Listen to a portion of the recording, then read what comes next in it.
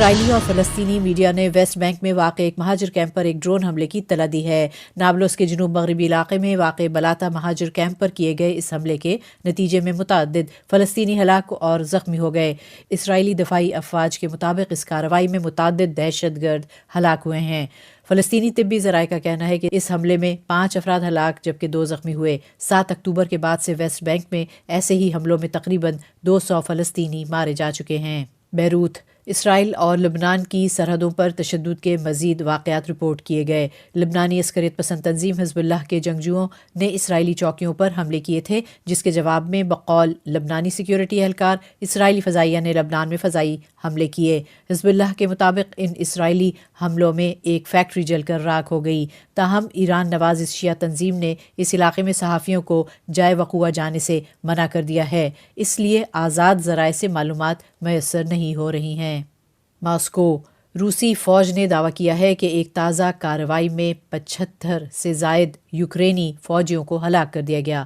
بتایا گیا ہے کہ جنوبی یوکرین میں دریائے دنیپرو کے قریب ہی ایک محاذ پر یوکرینی افواج کے ٹھکانوں پر شدید بمباری کی گئی۔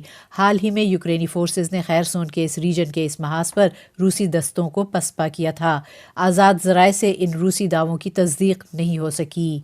مونروویا، لائبیریا کے رہنما اور سابق فٹ بال لیجنڈ جارج ویہا نے صدارتی الیکشن میں اپنی ہار تسلیم کر لی ہے۔ صدارتی الیکشن کے دوسرے مرحلے میں اپوزیشن رہنما جوزف بوآکائی نے کانٹے دار مقابلے میں ویہا کو شکست سے دوچار کیا۔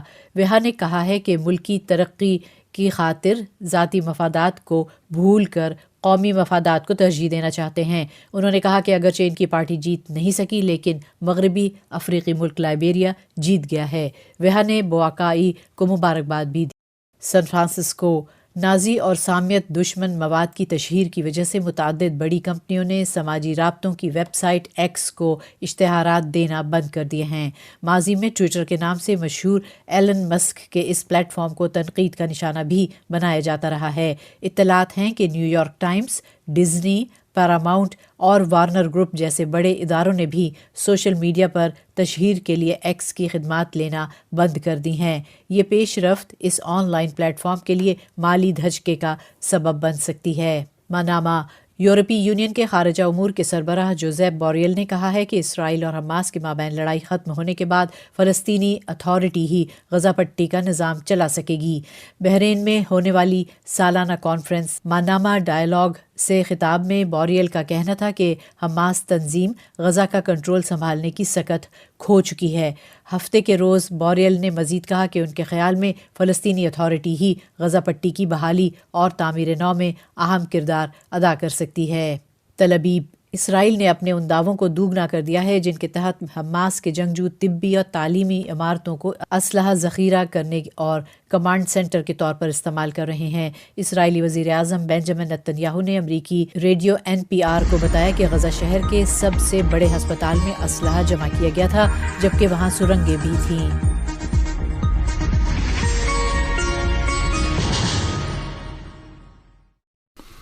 سینی فوج نے غزہ کے شفا ہسپتال کے طبی عملے اور مریضوں کو فوری طور پر ہسپتال خالی کرنے کا الٹیمیٹم دے دیا ہے۔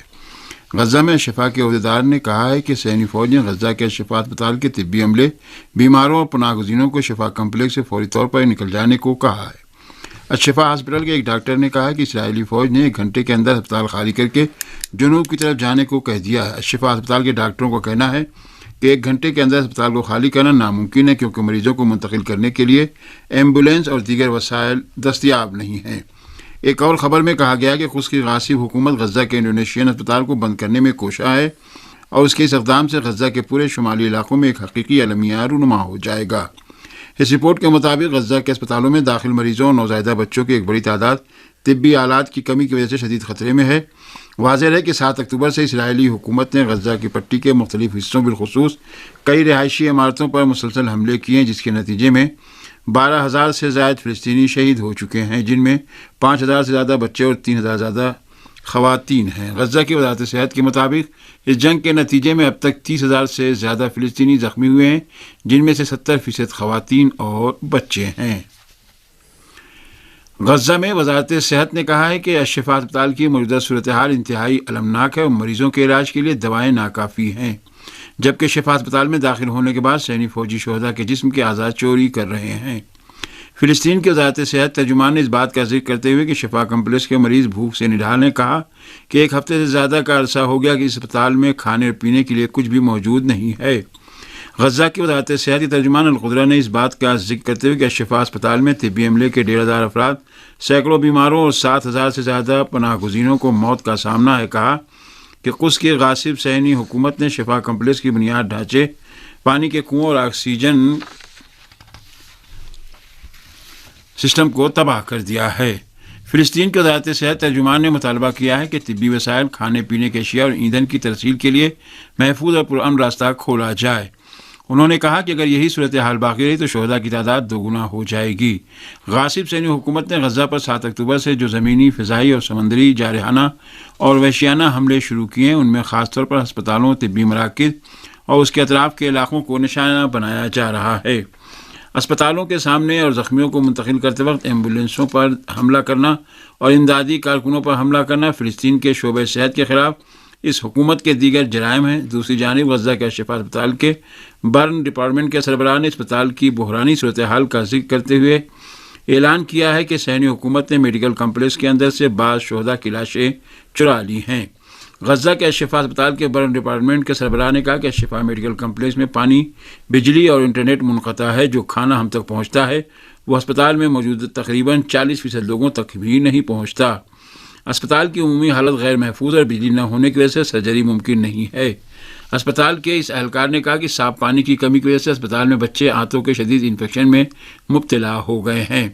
قابض حکومت نے میڈیکل کمپلیکس کے اندر سے کچھ لاشیں چوری کر لی ہیں۔ ہم نے بہت سے انتہائی نگہداشت یونٹ کے مریضوں کو کھو دیا ہے جو کہ مصنوعی سانس پر زندہ تھے۔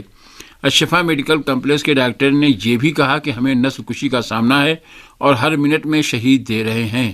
صورتحال انتہائی تکلیف دہ اور موت اور لاشوں کے سوا کچھ نہیں ہے۔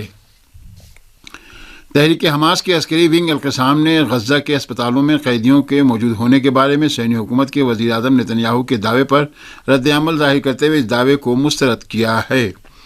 تحریک حماس کے عسکری ونگ القسام کے ترجمان ابو عبیدہ نے غاصب صہیونی حکومت کے وزیر اعظم نتن یاہو اور اس غاصب حکومت کے فوجی ترجمان ڈینیل ہیگاری کے اس دعوے کو جواب میں کہ غزہ کے اسپتالوں میں جنگی قیدیوں کو رکھا گیا ہے، کہا کہ ایک قیدی کو اس کی جسمانی حالت خراب ہونے کے سبب ایک طبی مرکز میں منتقل کیا گیا تھا، تاہم وہ اسرائیلی حملوں کی وحشت سے دم توڑ گیا۔ القسام کے ترجمان ابو عبیدہ نے کہا کہ نتن یاہو اور غاصب صہیونی فوج کے ترجمان کے جھوٹے اور بے بنیاد دعوے کے جواب میں ہم یہ بتانا چاہتے ہیں کہ ہم نے کچھ قیدیوں کو ان کی جسمانی حالت اچھی نہ ہونے اور ان کی زندگیاں بچانے کے مقصد سے طبی مراکز میں منتقل کیا تھا۔ صہیونی وزیر اعظم نے غاصب فوجیوں کے شفا اسپتال میں غیر قانونی طور پر داخل ہونے سے پہلے یہ دعویٰ کیا تھا کہ فلسطینی مجاہدین نے کچھ جنگی قیدیوں کو غزہ کے اسپتالوں میں مخفی کر رکھا ہے، تاہم ان غاصب فوجیوں کو شفا اسپتال میں داخل ہونے کے بعد ان قیدیوں کا کوئی سراغ نہ مل سکا۔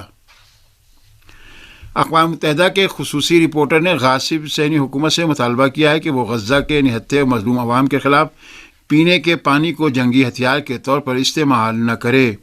اقوام متحدہ کے خصوصی رپورٹر پیڈرو آرجو آگوڈو نے غاصب صہیونی حکومت کو مخاطب کرتے ہوئے کہا ہے کہ پینے کے پانی اور غذائی اشیاء کی غزہ کے عوام کے لیے فراہمی میں رکاوٹ بین الاقوامی قوانین اور انسان دوستانہ حقوق کے منافی ہے۔ اقوام متحدہ کے رپورٹر نے اسرائیلی حکومت سے کہا کہ وہ پانی کو غزہ کے عوام کے خلاف جنگی ہتھیار کے طور پر استعمال نہ کرے۔ انہوں نے کہا کہ اسرائیل کی جانب سے غزہ کے عوام کے لیے پینے کے صاف پانی کی فراہمی میں رکاوٹ سے ہران اس علاقے کے لوگوں کے لیے جس میں پانی کی کمی کی وجہ سے موت کا خطرہ بڑھتا جا رہا ہے۔ انہوں نے خبردار کیا کہ غزہ میں پانی کی شدید قلت اور آلودہ پانی پینے کی بنا پر پیدا ہونے والے وبائی امراض کے پھیلنے سے صورتحال بہت ہی خطرناک ہوتی جا رہی ہے۔ اقوام متحدہ کے خصوصی رپورٹر نے کہا کہ غزہ میں ایندھن کی قلت سے بھی پینے کے پانی کی سپلائی سمیت بہت سے امور میں مسائل و مشکلات میں اضافہ ہوتا جا رہا ہے۔ غاصب صہیونی حکومت کے جنگی طیاروں نے غزہ کے جنوب میں واقع شہر خان یونس کے ایک رہائشی علاقے پر وحشیانہ بمباری کی، جس میں 28 فلسطینی نہایت مظلومیت کے ساتھ شہید ہو گئے۔ غاصب صہیونی حکومت کے جنگی طیاروں نے اسی طرح غزہ میں المغازی کیمپ کی مسجد، انڈونیشین اسپتال کے اطراف کے علاقوں اور غزہ کے شمال میں واقع جبالیہ کیمپ پر بھی بمباری کی۔ سینی فوج نے مشرقی غزہ کے مختلف علاقوں پر گولہ باری کی، جبکہ غزہ میں الزہرا علاقے پر کی جانے والی بمباری میں الوفا اسپتال کے سربراہ مدحت محسن کئی ساتھیوں سمیت شہید ہو گئے۔ غزہ کے ذرائع ابلاغ کے اعداد و شمار کے مطابق غزہ پر وحشیانہ صہیونی حملوں کے آغاز سے اب تک 12,000 سے زائد فلسطینی شہید ہو چکے ہیں، جن میں 5,000 بچے اور 3,300 عورتیں شامل ہیں، جبکہ فلسطینی بچوں اور عورتوں سمیت 29,000 سے زائد دیگر فلسطینی زخمی ہو چکے ہیں۔ موصولہ رپورٹ میں بتایا گیا کہ 3,750 فلسطینی اس وقت بھی صہیونی حملوں میں تباہ ہونے والی عمارتوں کے ملبے تلے دبے ہوئے ہیں۔ صہیونی فوجیوں نے غرب اردن کے شمال میں واقع بلاتا کیمپ پر ڈرون حملے کر کے 5 فلسطینیوں کو شہید کر دیا۔ فلسطین کی ہلال احمر سوسائٹی نے اعلان کیا کہ نابلس شہر میں واقع بلاتا کیمپ کی ایک عمارت پر حملے میں 5 فلسطینی شہید اور 2 دیگر زخمی ہو گئے۔ صہیونی فوجیوں نے اسی طرح بلاتا کیمپ، جنین اور الخلیل کے بھی کچھ علاقوں پر حملہ کر کے متعدد فلسطینیوں کو گرفتار کر لیا۔ موصولہ خبروں کے مطابق غرب اردن میں طوفان الاقصی آپریشن کے آغاز سے اب تک فلسطینی شہداء کی تعداد 206 ہو گئی ہے۔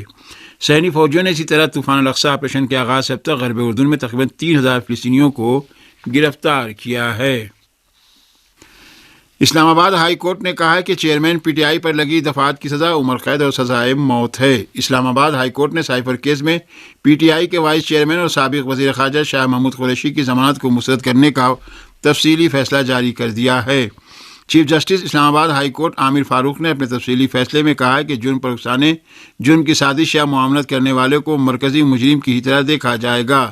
عدالتی فیصلے میں کہا گیا کہ چیئرمین پی ٹی آئی پر لگی دفعات میں عمر قید اور سزائے موت ہے اور شاہ محمود قریشی کو بھی اسی تناظر میں دیکھا جائے گا۔